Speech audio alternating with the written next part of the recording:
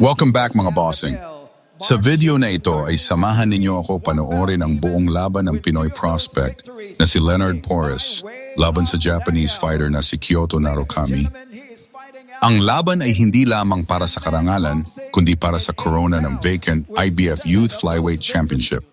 Parehong boksingero ay naghahanap ng kanilang unang major title upang maging springboard sa mas mataas na international na rango.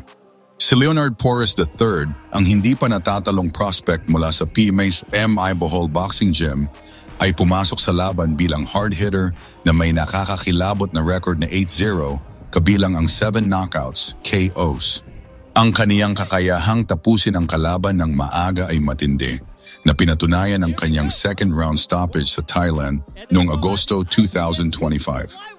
Sa kabilang panig ay si Kyoto Narukami ng Japan, isang 22 taong gulang na southpaw na nakabase sa Cebu at nagmumula sa Zips Sunman Stable.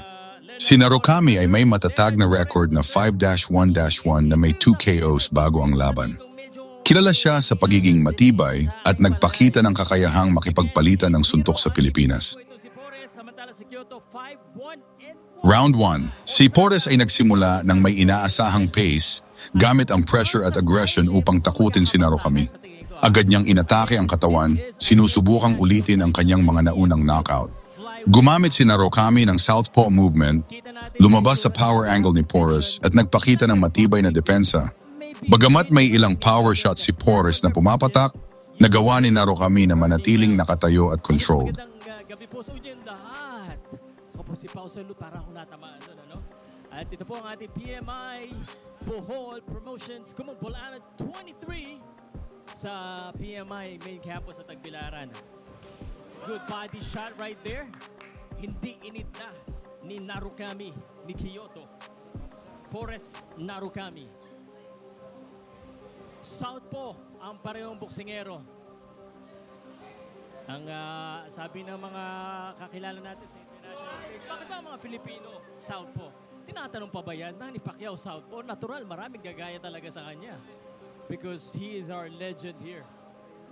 So, ako nga pala, no? This is a very rare moment in time na ang Hapon ang dadayo sa Pilipinas. Usually, ang Pilipino ang dumadayo sa Japan. So, this is a big opportunity for Porres to actually show the Japanese that if you also go here, you know, this is our ground, this is our territory. To protect the territory, kumbaga. But of course, Narukami has a different plan. Leonard Porres. Good. Ooh, body shots. Malakas yan, pero mukhang matibay ang kanilang mga tiyan.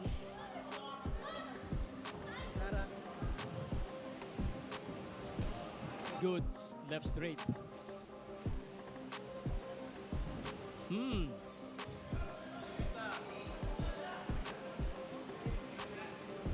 Good body. Oh, nice combination there by Narukami. Narukami, yung mukha niya parang maamong-maamong, pero pag sumuntok, there's a sting in those punches. Round number 1 pa lang. 10 seconds. Nagkakatamaan ng counter. I like the style of oh, nice. Round 2, pinatindi ni Porres ang flurries, pinipilit si Narukami sa mga lubid. Ngunit sa round ba ito, nagpakita si Narukami ng kakayahang mag-counter gamit ang mabilis na straight left upang magpaalala kay Porres na kailangan pa rin ang pag-iingat. Walang matinding pinsala, ngunit malinaw ang effective aggression ni Porres. Mukhang matatapang, ha? Nice combination there. Palitan. The exchanges, very good. And kumbaga, nakakadama, and they're acknowledging, and they're saying, yes, okay, let's exchange. Kumbaga, ganun. Matitindi yung balikan dito. The body, the head. You can feel the snap, no? Pag nandito ka, alam mo na may mga snap talaga yung mga suntok. That means there's power there. Philippines, Japanese. Ooh. Please, huwag nyo alisin yung mata nyo. Nagkatama sa katawan.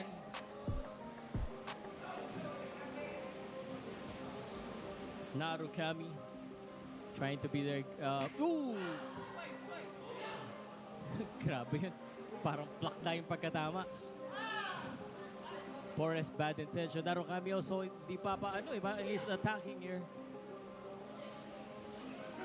You know, actually, yung Narukami, dumayo siya dito. So, he knows what he needs to do and that's exactly what he's doing. Be aggressive in the fight.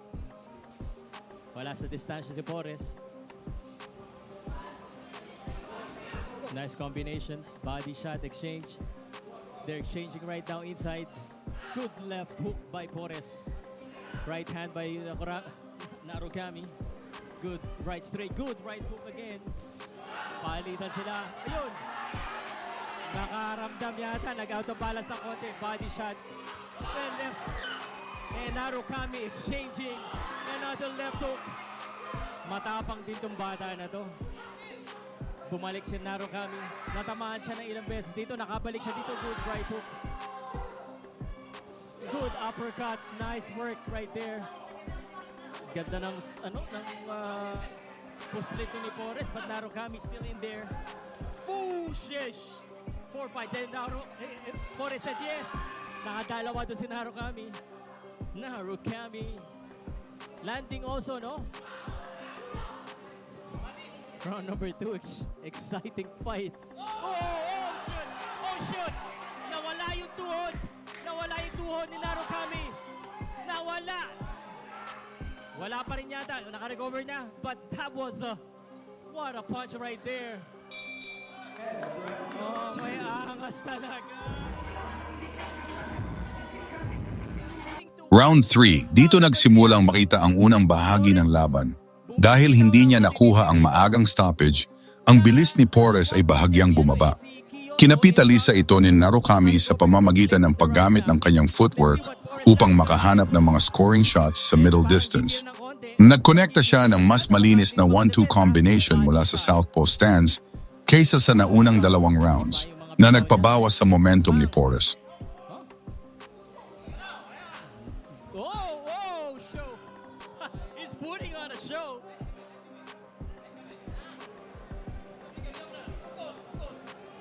He is indeed putting on a show. But he cannot be too overconfident, no? Natamaan niya, nawabol niya. But the Japanese still in the fight here. Boom! Ayun, nasa lituan siya doon. Left straight. You know what it means pag ginagano ng boxer yung kanyang gloves. Ibig sabihin, okay, you got me there. I'm still here. Pero nakatama ng solid yun. Na left straightan siya doon ni Narukami.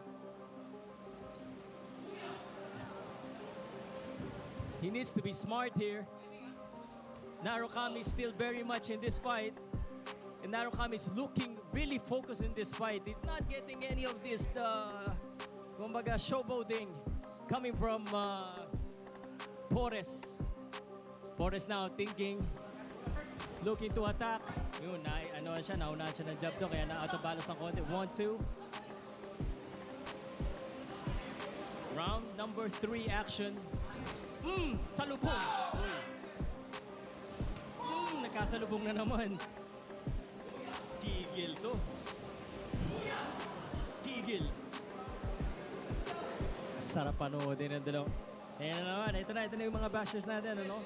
Lahat po tayo dito. Kinakampihan natin lahat. Boom! Solid! Siyempre. Kung sino yung tumama, yun ang i-lift natin. Boom! Uy! Natamaan. Out of balance dito si Forrest. Was that from a punch, though? Narukami. Testing. Forrest 2. Bang! Gigil kaayubay. Bang, bang, bang. Body, body, body. Uppercut. Inside fighting right now for both fighters. Tingin ko may babaksak talaga eh. Yung mga bitaw nila, pambaksakan talaga eh. Uy, nahuli, nakabawi. Nagkahulihan. Shoutout po sa inyo lahat. Watching from Tokyo, butuan.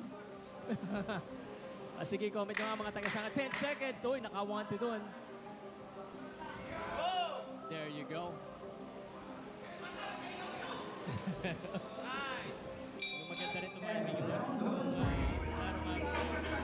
Round 4, nag-adjust si Porres sa pangangailangang manalo sa puntos. Boom, boom, boom. Mas naging measured siya, nagtatrabaho sa pagputol ng ring at paggamit ng jab para sa range. Ang diskarte niya ay tumuon sa pangmatagalang bodywork. Ang matibay na right hand ni Porres ay nagsimulang tumama sa guard ni Narukami na nagpabawas sa kanyang output. There's no defense right now. Both of them unloading, inside fighting. They're leaning towards each other and just unloading hooks after hooks. Hook-hookan ang labanan. Body. Ayan na. Uy. Nakakaramdam yata si Porres Katawan, nakakaramdam. Pero tingin ko nandiyan pa rin to. Ang gandang ng composure ng Japanese. May pagka-showman talaga. May pagka-showman talaga. May pagka-showman. Oy, nahuli! Natamaan siya! Nagigil! Ang sarap i-highlight nito. Nagigil, natamaan siya ng right hook. Binalikan niya rin. Kaso, syempre, aangas pala talaga. Aangas.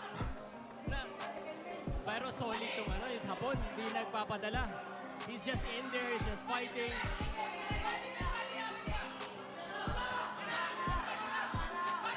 Gusto talaga mga knockout ni Porres. Ayan na! Ayan na! Napauna na! Ay! Sa untin! And the crowd into it. And Porres pouring it. Binabagyo. The Japanese fighting right back. Narukami. Oh, natama! Woo! Back-to-back championship. Grabe to. Oy, left straight. Ay na! Ay na! Sorry. Oh, shoot! Oh, medyo nawawala yung tuhod. Hapon. Appreciate to the composure. Nako.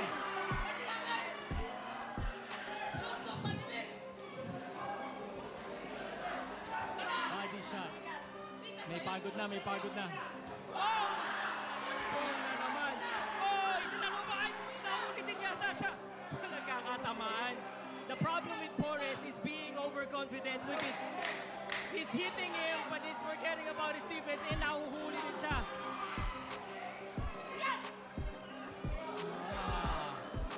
The Japanese staff. Round 5. Sa round na ito, nagawa ni Narukami na makabawi sa pamamagitan ng paggamit ng clinching at movement upang sirain ang rhythm ni Porres. Nakakonekta si Narukami ng sapat na volume ng suntok upang manalo sa round na ito, marahil ang pinakamalapit na round sa buong laban. Ang judges ay malamang na nagdebat sa effective aggression ni Porres versus ang accuracy at defense ni Narukami. Coming out na ba to?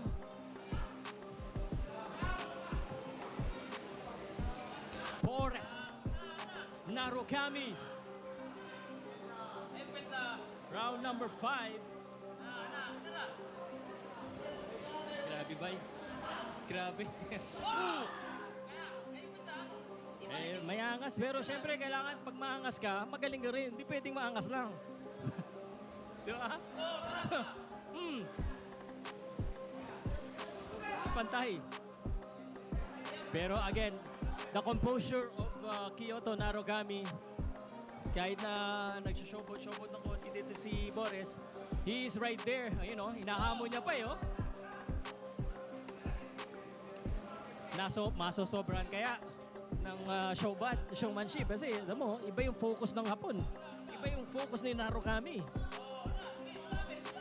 He knows that he's up against a formidable opponent, so that is why he is laser. Oh, naka-counter Napangiti na naman. Pag alam mo, again, maaring kinakaya niya yung suntok. Pag nangingiti ang boxer, natatamaan. Di ba? That's just something self-defense mechanism nila na kaya ko yan. Yun na uppercut. Pero admit niya guys, magaling yung dalawang boksingero. Maganda panoodin. You like to see more of these boxers? Ito, tandaan niyo yung pangalan Kyoto Narukami at Glenn Porres III.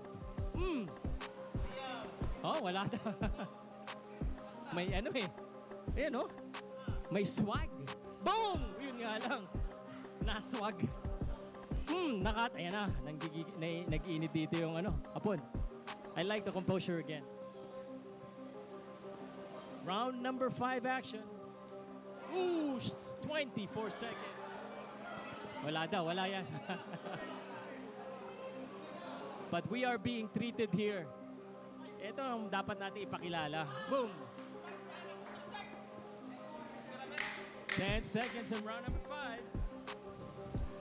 We're looking like we're going to round number 6. And round number 5. Round 6, ang conditioning ni Porres na sinanay sa PMY Boxing Gym sa Bohol ay nagbigay ng bentahe sa gitna ng laban. Ang paskuloy na body shots ay repaitan ng epekto na nagpabagal sa lateral movement ni Narukami. Muling kinuha ni Porres ang center ring at nagbigay ng mas maraming punishment kumpara sa kanyang kalaban. Combinations. Kanina, ang ingay na ng crowd dito.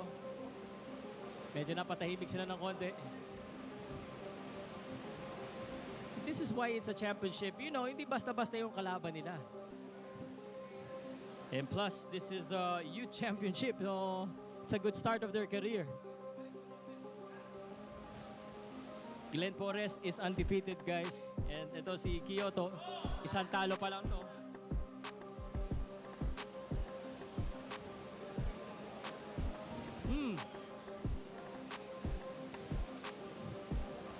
Good job again.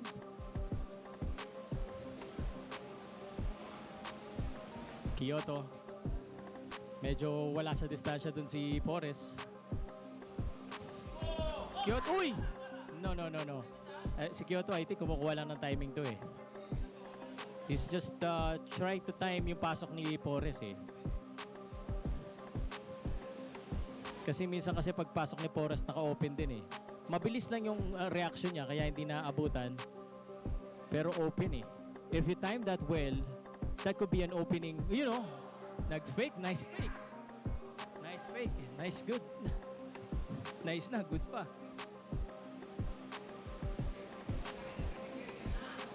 Ako guys, sa totoo lang guys, may naaalala akong boxer dito kay Glenn Porres eh. May naaalala talaga ako eh. Yung kaibigan ko, yung favorite ko. Yung best friend ko ngayon.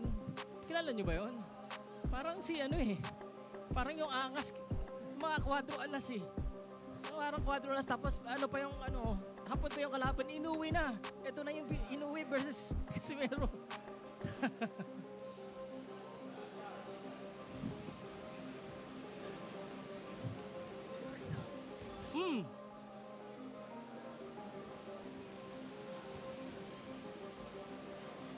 Medyo medyo naging pahinga ng konti siguro itong round na to. Nag-ingat sila. Of course, 6th round na to. So, medyo huminga muna ng malalim. Naging technical muna. Isip-isip muna.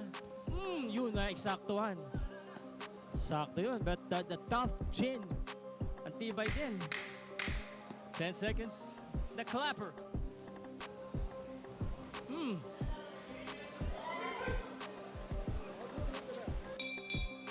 And round number 6.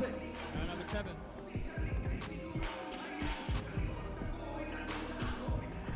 Round 7, isa itong defining round ng pressure. Sinubukan ni Porres na tapusin ang laban. Nagbigay siya ng isang malaking flurry sa huling bahagi na nagpakita ng killer instinct. Ipinakita ni Narukami ang pambihirang heart at durability, matagumpay na hinarang ang pinakamalakas na suntok at nagtago sa high guard at nakaligtas sa round ng walang knockdown. May malaking bigbayan. Balikbayan back sa suntok.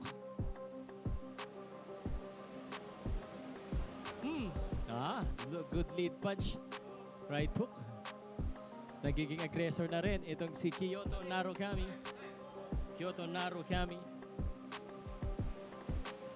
Has been in focus here. Good job. Nanalo sa jab. Look at that style. Look at that. Tumatalon-talon pa, oh. Parang kamukha talaga eh, no? Pansinin mo yung style, di ba? Parang siya, ano eh, no? May pagkaano talaga, di ba?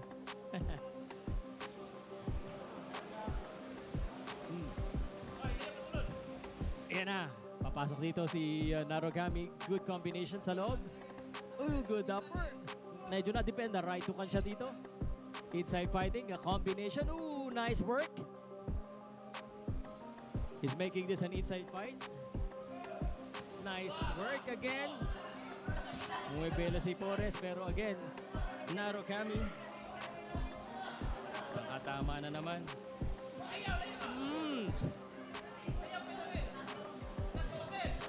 Good exchange by both boxers. I think Narukami is getting some momentum though. Siya yung medyo marami-rami sinusuntok dito. Hindi masyado nakakapag-showboat. Uy! Nahuli. Good left straight. Right. Tumama din. Uy! Ganda ng patama ni Narukami doon. Yan talaga pag maangas. Nasa bangka, sa sugod uli. Pero natamaan doon, no? Good body. Body shot as well by Narukami. Kyoto, Narukami, and Leonard Porres III. Good body. Uy!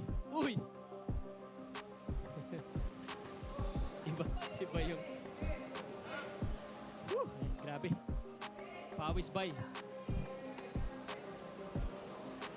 Ooh! Matibay. Body shot. Binalikan siya ng body. This is round number 7. This is 8 rounds lang, guys, ha? 8 rounds of IBF Youth Flyweight. Good jab. Good. Right straight. Follow up. Kailangan bumalik. 10 seconds. Bitaw. Yeah, nice work there. Nakaabot siya dito. Is a scoring punch, but tumama eh. Nagkaka-cross talaga eh. Uy. Round number 7. Ang cumulative damage sa katawan ni Narukami ay naging maliwanag. Ang kanyang footwork ay hindi na kasing epektibo na nagbigay ng pagkakataon kay Porres na maging mas epektibo ang kaniyang atake. Nagamit ni Porres ang kanyang right hand ng may mataas na accuracy sa ulo at katawan na nagpapatibay ng kanyang dominasyon. Sa huling round, alam ni Porres na kailangan niya lang manatiling matatag, ngunit nagbigay pa rin siya ng isang huling flurry upang wakasan ang laban ng may statement. Si Narukami ay nagtagumpay sa pag-abot sa final bell, isang patunay ng kanyang matinding tibay laban sa isang power puncher. Pabor kay Porres, 10-9. Ang detalyadong pagsusuri ay nagresulta na malinaw na sumusuporta sa opisyal na unanimous decision na pabor kay Leonard Porres III. Ang mag-uwi, magiging kampiyon.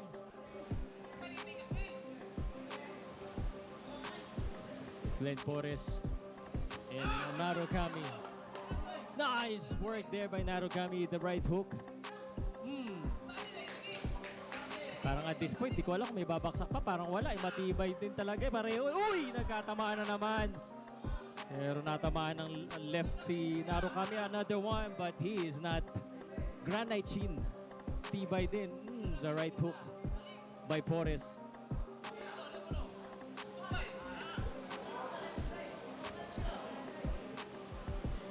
And this is the 8th and final round. Kyoto needs to come forward if you ask me.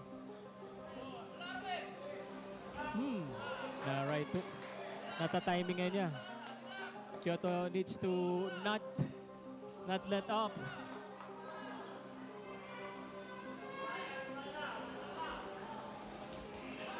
Natamaan ni Kyoto. Oh, yun, solid! Pero parang hindi tinatablan. Solid dun, no? Na-solid din si Porres dun ng left straight ni Kyoto. Pero wala lang, eh. Yan na. Body. Kyoto moving forward. Kyoto wants to stay closer. May pagod na rin yata si Glenn. Siya ang umurong dito. You know, solid left. Natamaan si Porres. Tibay nitong Apo, natamaan ng left hook. Hindi umaaray. And Porres just using his footwork right now. 10 seconds. Last 10 seconds. Ah! Ah! That's the end of the championship bout. Nice. Nice fight, nice fight. All right, now it's your turn. Sino sa tingin nyo ang nanalo? Ang laban nina Leonard Porres III at Kyoto Narukami sa Kumong Bolanon 23 ay nagsilbing isang kritikal na pagsubok sa karera ng batang Pilipinong boksingero.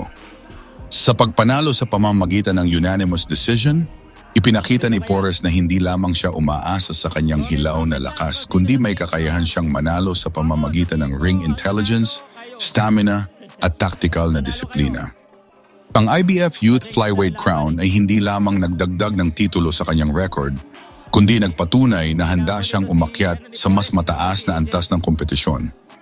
Ang laban ay isang defining moment na nagbigay ng tiwala sa kanyang mga tagapagtaguyod na siya ay may kakayahang maging susunod na world title contender ng Pilipinas. Si Kyoto Narukami sa kabilang banda ay nagtapos ng laban ng may karangalan, pinatutunayan ang kanyang tibay sa harap ng isa sa pinakamalakas na puncher sa rehiyon. Si Leonard Porres III ay formal nang pumasok sa international title picture at inaasahan siyang haharap sa mas mabibigat na hamon sa hinaharap.